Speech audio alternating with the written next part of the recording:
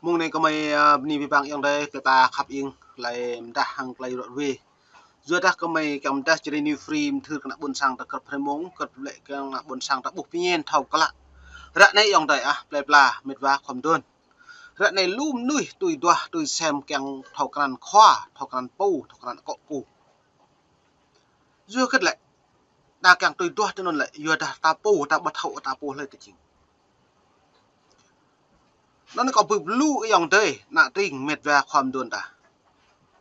đã mà có thầu ngạ mà phun các thầu nào giờ nó lại này ta có mình lằng dự từ đã tạm một xem biến có ta lại nhập hẹp ta lại dự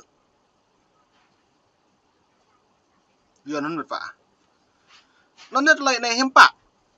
ta càng rõ vi ta đi lệ đi nhủ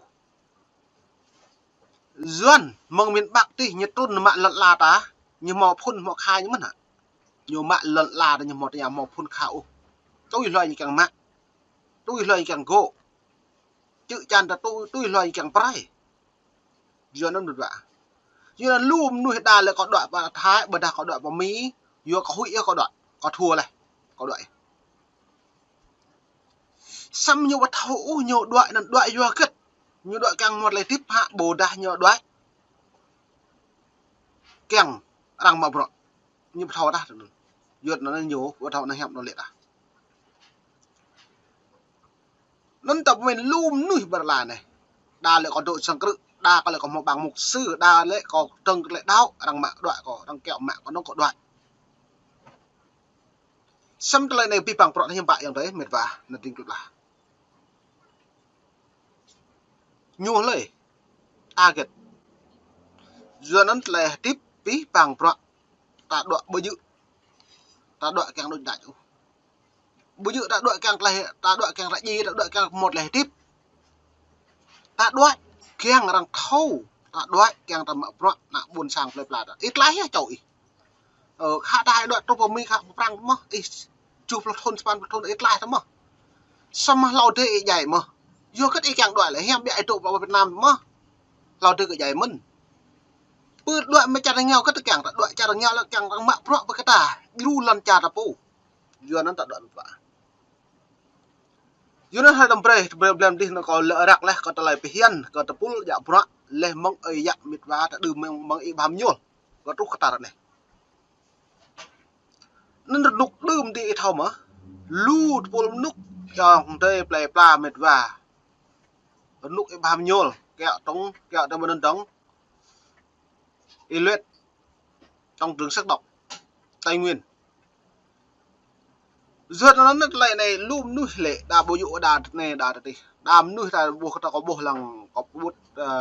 có mấy đội hưu bự cái dòng đây mệt và nạ tiếng có ta lại này lại đà là chẳng một phun một cọ kha lên thao có bọt vì ngại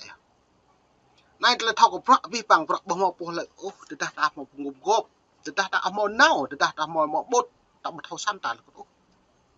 bồ đi lệ khỏa bồ đi lệ còn một bằng một phun các khẩu ngạn một phun cục thảo ngạn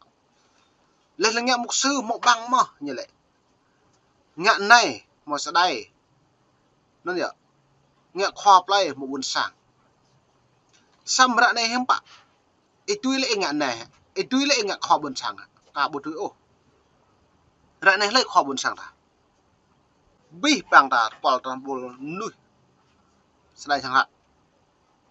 cả bát hao lên ngạn này cả ta nó là hem giờ nó nên lại tum lúm cầm mày rõ huy hàng lại bự nặng buồn sang tập bù thao pin buộc lại rạ này tapu mak pro kata tapu bây giờ cần cái bằng cả mi buộc càng mak pro kata ô tidak ibu mau bobot mi buộc càng pasir kata ô tidak ta mau pelir betul ba nó này boleh rụp cớt lấy bơi lo nè cầm mày rõ huy buộc lại nhồi ở nút đơm đi bình dần rẹt cái là dần chi cái buồn sang đơm đã là được cái rạc cái lệ cái buồn sang là bộ nhô có cái rạc là dần bẹo mệt bập nhỉ nó như lệ mặt trần giải phóng cao nguyên năm 1964 64 này lễ trường tư năm 1956 trong chiến lược chống Cộng hòa Hoa Kỳ, các quân sự Mỹ vào như dầu Tân, các buôn làng, trang bị vũ khí cho thanh niên, thường thành lập các đối tượng như dầu dân chiến đấu người thượng nó như vậy này mong lao được biểu rõ này nút của Hoa Kỳ đang một tươm lại cả căng máu lấy khinh lấy trong hàng lấy máu mỏng trọn hàng lấy bục học tròn này lấy trong trú sa tu thun pháp nhỉ trú năm 1963 như lệ sau cuộc đấu chính lật đổ tổng thống Ngô Đình Diệm, tất cả những lãnh tụ phong trào Bayarka đều được thả. Như giờ Bùi Enul, phó chủ tịch phong trào Bayarka được bổ nhiệm vào chức vụ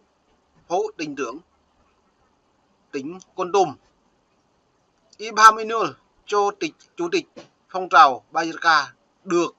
bổ nhiệm vào chức vụ phó tỉnh trưởng tỉnh Đắk Lắk. Đi bồi à? Nó nhất lại này rằng tư mong lào tí cơ bộ mệt và dòng tới buồn sang đã hàng lại dạ proạn. Tháng 3 năm 1964 được sự ủng hộ của Mỹ, nhưng người lãnh đạo phong trào Bayarka kết hợp với sắc tộc thường khác và người Chăm tại miền Trung thành lập Mặt trận Giải phóng Cao Nguyên, tiếng Pháp Resident bạp nhiệm rồi cặp cao cái này. Tổ chức này chia làm hai phe này bồi à dưới đến này đã buộc hàng lại bây giờ pro này ô có tao cái đường này những bình nhon em lấy phun nhiều lấy cọ nhiều thì ta những một là cùng cốc thì ta những một phần nào cặp nhiều nên nhá tao buộc lùm ta tao cũng bà dạ này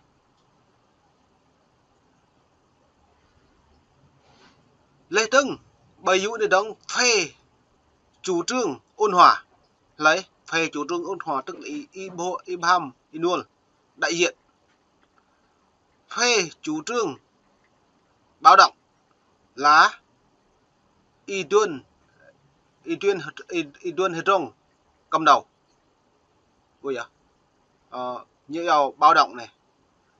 từ tháng 3 đến tháng 5 năm 1964 phe báo động như vào bị truy quét gắt gao